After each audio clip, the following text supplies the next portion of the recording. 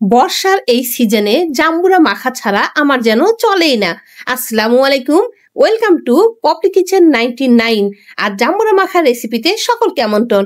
এই জন্য শুরুতে এখানে দুটা বড় সাইজের জাম্বুরা নিয়ে নিয়েছি। এগুলো পরিষ্কার করে ভেতরের অংশ কেটে নিচ্ছি। কাটা হয়েছে, এবার প্রতিটা অংশ থেকে জাম্বুরার কোয়াগুলো আমি আলাদা করে নিচ্ছি।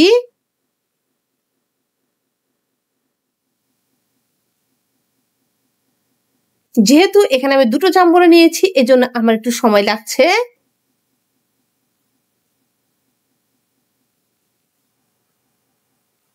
জাম্বুরা আমার প্রিয় ফলের মধ্যে একটি, যা খেতে আমি খুব পছন্দ করি।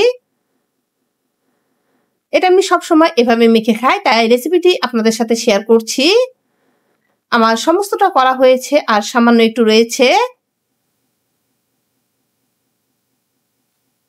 এবার এগুলো থেকে আমি বীজগুলো আলাদা করে নিচ্ছি।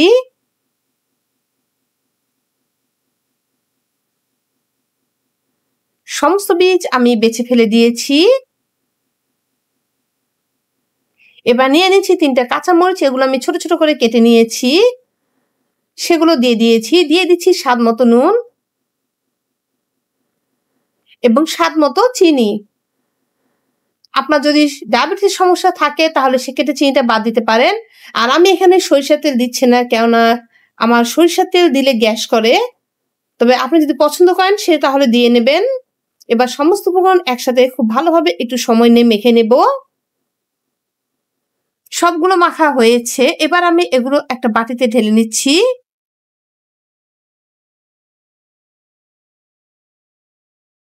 একদম রেডি হয়ে গেল আমাদের আজকে জাম্বুরা মাখা। আর এটা খেতে যে কতটা সুন্দর হয়েছে সেটা বলার বাহিরে। আমি টেস্ট করে আমি সেটা বলে দিচ্ছি। আলহামদুলিল্লাহ, এত টেস্ট হয়েছে মনে হচ্ছে আমি একাই সবগুলো খেয়ে নেই।